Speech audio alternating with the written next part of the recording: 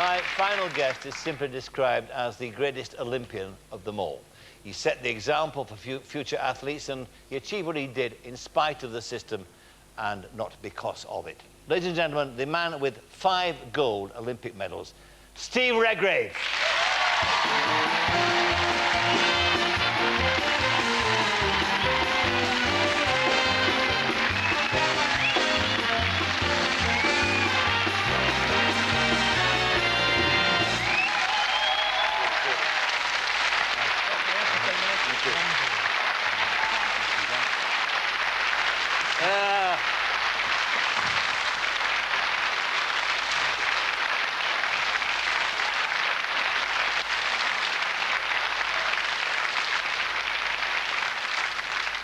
I think they like you. This is the one, is it? That's the latest one, yeah. That's the latest. Oh, yes, I've just had a designation. I've never had a gold medal before in my hand.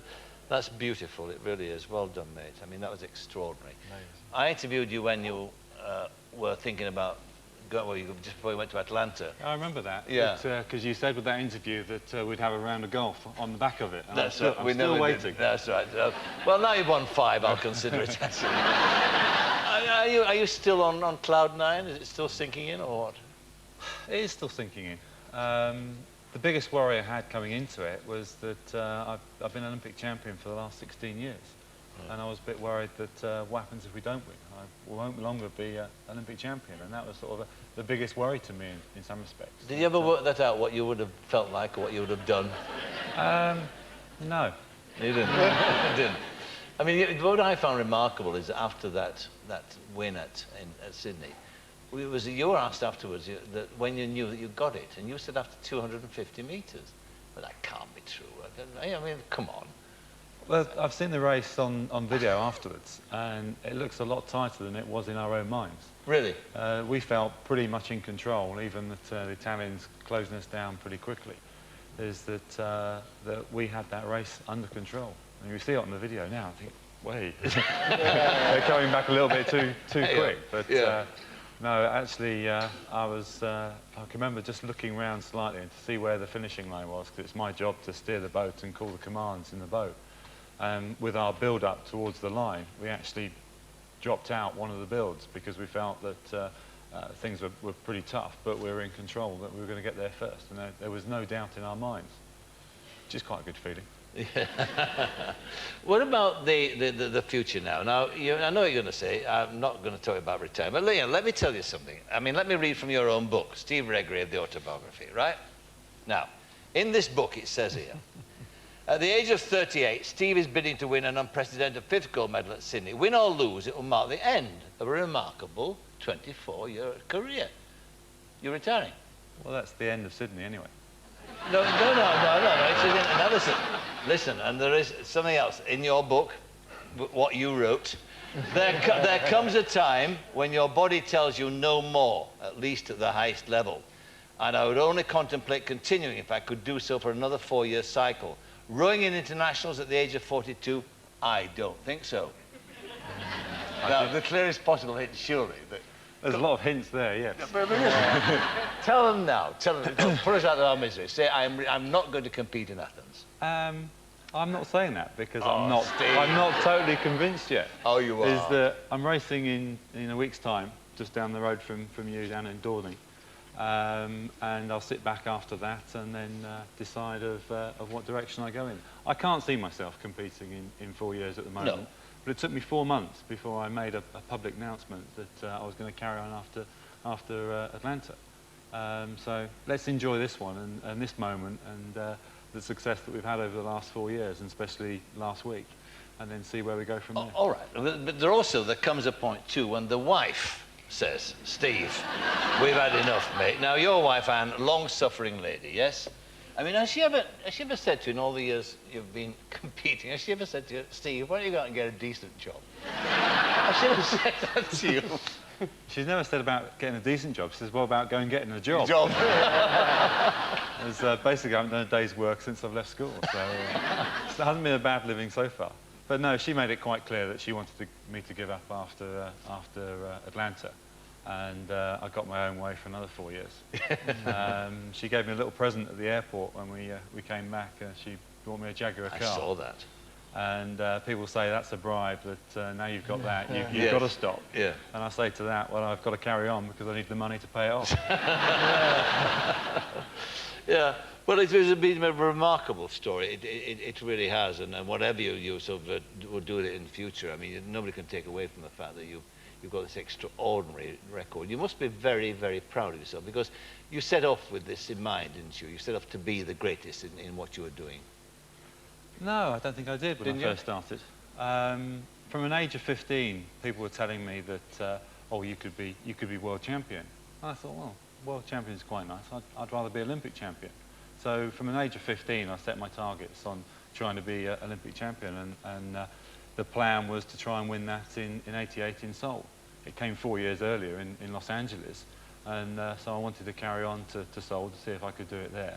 And then it was then sort of think, well, that was quite fun. Let's go on for another 4 years. And then the partnership with Matthew started, and that's been crucial, hasn't it, to you? I think so. Yeah. Yeah. I mean, he's a remarkable athlete. People forget he's got 3 gold medals. That's the biggest shame about all of it, in some respects, is that I can remember when I won my third Olympic gold medal, and the publicity and that side of it, and he's missing out from that because he's always being overshadowed by somebody that's one step or 2 steps ahead of him. That's right. At that particular time. Yes.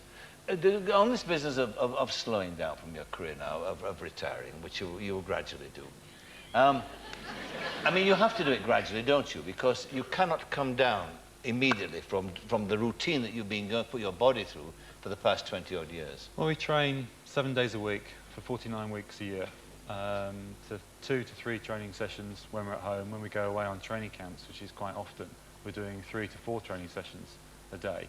And that's all very much endurance-based work. Yes. So you're training the muscles, and the heart is a muscle, and you're training the heart very hard. And so when you stop training, what happens to the muscles?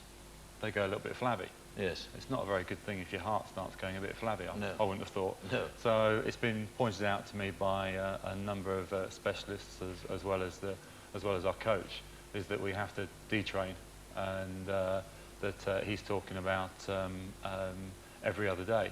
I think that's quite a good way of doing it. Being weaned off it, yes. Yeah, and even that training every other day, that if I do change my mind and carry on, then I've done 50% of the training already. Yeah, I suppose the other thing too, that it must be like at your level, and with given your ambition and your drive, it's got to be like a drug, isn't it? No, I don't think it is. I do it for the enjoyment and the pleasure that I get out of it. I think that's got to be number one. If you didn't enjoy what you're doing, you wouldn't do it for the length of time I've done it.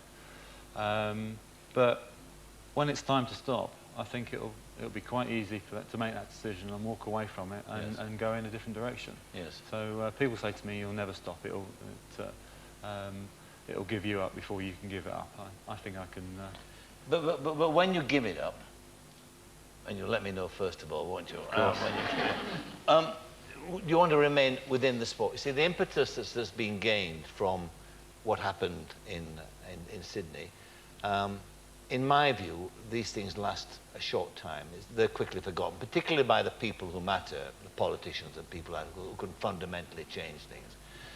But there's a big feel-good factor around nowadays, and politicians like feel-good factors, so they might do something about it. I mean, I'd like to see you in charge of funding, of strategy. You know, I'd like to see you do something like that. I'd like to see you involved in telling people what it needs, they need to do to win Olympic gold. Are these some areas that you wouldn't mind getting involved in? I think in time, yeah, I wouldn't mind being involved in that area. It's that 25 years of competing and being able to go to 5 Olympics and being at the top of it each time, that you get to learn 1 or 2 things, Sure. 1 or 2 skills, Exactly. and what is needed. People say to me, "Will you go into coaching?" I can't see myself slotting into coaching immediately, because the coaches put in the same time commitment as the athletes. And if you're going to put that time commitment in, I might as well carry on still doing what I'm doing. I still love the sport, so I want to be still involved in the sport in some aspects. Yes. Yes, the funding side does interest me, because we've all seen of how successful the Olympics team's been in the last couple of weeks. And we remember back 4 years when we weren't quite so successful.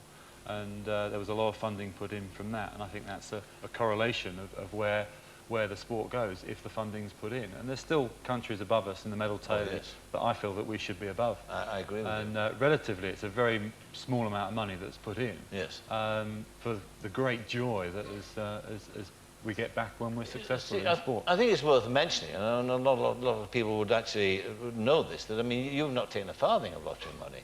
I mean, you found your own funding. That's and always have done. I mean, you got yourself sponsored. So, I mean, you're not the example at all. And indeed, I think Seb Coe said a while ago, you know, the thing about funding of sport is you put your penny in the slot machine and it comes out 20 years later. That's when you're going to find it.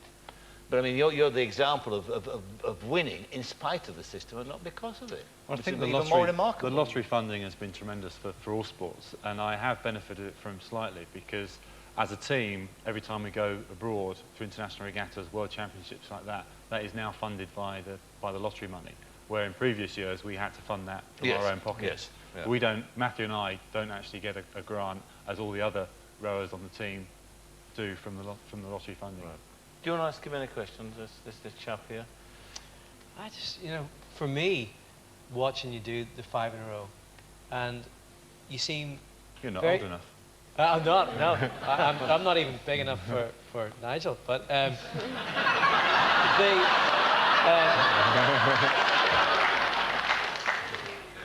for me, it must be really, really weird coming back. How did it feel coming back? Because you're focused for 2 to 3 years, and you're in your own world, and it's only when you cross that line and you come back to the airport and you see, you know, what everyone here thinks.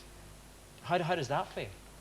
It's funny that when you cross the finishing line and everyone thinks it's elation, when you're firm favourites to win, it's more relief than anything else. And you have these moments of real highs. You feel that you really are on top of the world. But then you focused on that day for such a long time, for 3 or 4 years, for that particular one day. And you think, well, yeah, I'm Olympic champion. And then you think, well, what am I going to do now? And strange ups and lows, ups and downs all the time. I remember in Barcelona, after winning the gold, we were racing very early in the morning, that Matthew went off to lunch with his parents. I went into the village. I went to the room, watched a bit of the Olympics on TV, collected my washing, went down to the washing. After winning the gold? After winning the gold. Literally 3 or 4 hours after winning the gold medal. And I was sitting in the laundrette in the village, washing my clothes. Yeah.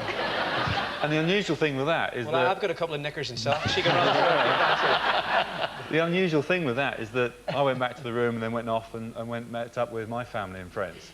And Matthew came back to the village, and he did exactly the same thing.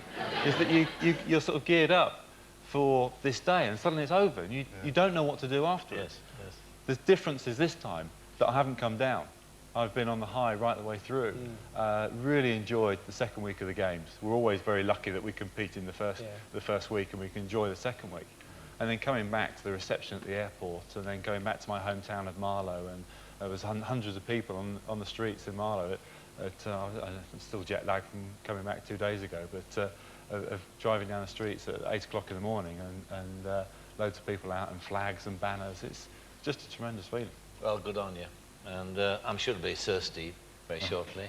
You'll still play golf with me then, will you? Oh, definitely. Will you? When you're Sir Steve? As I've brought this, there's a few mementos of some of the other games I've been to as well. Wow. That's it.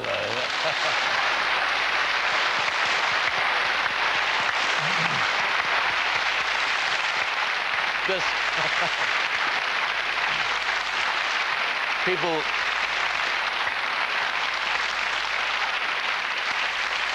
people forget, of course, you won a bronze as well. Is it bronze? It's bronze, isn't it? Yeah. All right. I keep polishing it, but it doesn't seem to get any brighter. Anyway, well done. You made us all in this country very happy. We're all very, very proud of you. Steve Redgrave.